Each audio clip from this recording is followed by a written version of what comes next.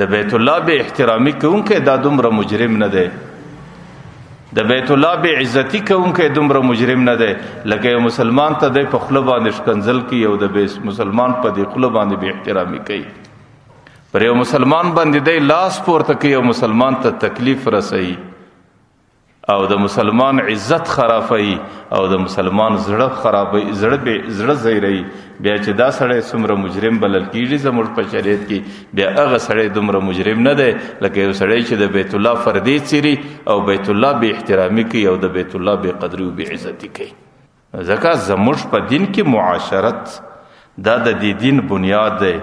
او معاشرت معنا ما دا درته وکړه چې د انسان به کوشش دی چې د خپل ځان سره انسان بل چاته تکلیف نه ورسوي. که هغه سړی ستا په قریبانو کې په کار بدای چې هغې ته تکلیف نه ورسیږي، که هغه څوک ستا په همسایګانو کې په کار دا دی ستا د عمله سبا هغې ته تکلیف نه رسیږي، که هغه سړی ستا د کور د کورني انسانانو سره ستا به په کور کې زندگی دا رقمي چې زما د یو عمله سره زما د کور زنانې ته تکلیف نه وي، زما د عمله سره زما بچی ته تکلیف نه وي، زما د عمله سره زما مور و پلار ته تکلیف نه وي، زما د عمله سره زما زوی و لور ته تکلیف نه وي، بیا دا اسلام دی، بیا دا ایمان دی، بیا دا بهترین معاشرت دی او بیا دا د پیغمبر علیه الصلاۃ والسلام د دین حقیقت دی. ما درته ویل زه دا منم لمونځ کول، روژه نیول، عبادات کول دا هم د دین شعبې دي، لیکن لکه څنګه چې هغه د دین شعبې دي دغه رقم د انسانانو سره ښه زندگی کول او په خپل عمل باندې انسانانو ته تکلیف نه رسول دا هم د دین یو شعبه ده. نن د بده مرغه ډېر خلک دي د هغې زندگی ظاهرا د دیندار خلکو زندگی ده، هغې لمونځ په پابندي باندې کوي، جماعت په پابندي باندې کوي، لیکن د هغې کم نصیبه دا ژبه لکه د لړم په زهرو باندې لړلې ده.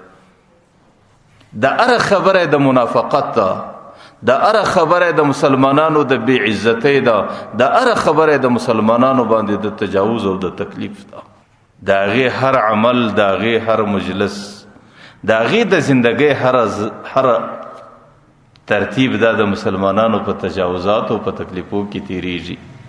زه دا وایم چې دا سړی دیندار نه بلل کیږي. دینداری صرف د لمانځه نوم نه دی، دینداری صرف د عبادت لمونځ نه دی او دینداری صرف د روژې او د زکات نوم نه دی. دینداری لکه څنګه چې د هغه شانو نوم ده، دینداری د دې شي نوم هم ده چې ستا په ژبه، ستا په لاس،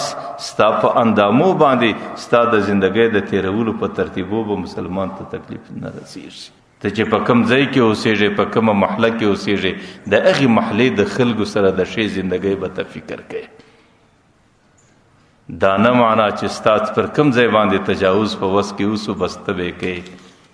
د مسلمان لار تنګول، کله د کور تړه رایستل، کله د دکان تړه رایستل او د مسلمانانو شارع عام لار ور باندې تنګول. چې کم سړی د مسلمانانو لار تنگ کله، یا په بازار کې تنگ کله، یا په کلی کې تنگ کله، یا په محله کې تنگ کله او د هغې په خاطر مسلمانانو په ګذرګاه کې په تیرېدو کې تنګي راله، هغه سړي د خپل قبر کنده تنگ کله چې د هغې په عوض کې به د قبر توره کنده پر دې سړي باندې تنګ وي. د رقم په کم کلی کې چې سړی اوسېږي د هغې کلي لار نه ګنده کول، پاغی کې انبارونه غورځول، پاغی کې خس و خاشاک غورځول، پاغی کې مسلمانانو ته تکلیف لرول، د هغې کې د مسلمانانو لارې ګنده کول. دا ټوله د معاشرت احکام دي او د معاشرت احکامو مخالفت کول دا د الله د شریعت مخالفت کول. نن چې کم خوانده خلک دي چې د هغې سره خبره کوي چې یاره په لاره کې ولې ګندګي غورځئ، په لاره کې ولې انبارونه غورځئ، دا خو د مسلمانانو شارع عام دی او مسلمانانو ته په دې باندې تکلیف دی. نو دی چې ډېر څه وګایږي یاره دا خو به د بلدیې او د ښاروالۍ قوانین، د بلدیې او د ښاروالۍ د قوانینو مخالفت. زه وایم په الله قسم دا د محمد رسول الله د دین مخالفت دی. دا صرف د ښاروالۍ سره کار نه لري، دا صرف د بلدیې د قوانینو سره کار نه لري، دا د پیغمبر د دین سره کار لري. د پیغمبر د دین مخالفت دا دی چې ته د مسلمانانو لارې ګنده کوې، د مسلمانانو په لارو کې بې ځایه انبارونه او کچرې هلته غورځوې. په دې خاطر باندې د مسلمانانو د لارو د دې شانو د صفایي خیال ساتل او داسې عمل په زندگی کې نه کول چې د هغې په خاطر باندې مسلمانانو ته تکلیف ورسیږي او که چیرې ستا د زندګۍ سره مسلمانانو ته تکلیفونه رسیږي بیا خو ستا زندګي هغې اسلامي زندگی نه ده، بیا خو ستا زندگی پر اسلامي معاشرت باندې نه ده، بیا خو ستا زندگی هغه زندگی نه ده چې د کومې زندگی وینا پیغمبر علیه الصلاۃ والسلام د خپل امت په باره کې کړې ده چې زما د امت د انسانانو زندگی به په دا شکل باندې نه د مسلمانانو لار خرابول، نه د مسلمانانو لار ګنده کول او نه د مسلمانانو په لارو کې تکلیفونه جوړول.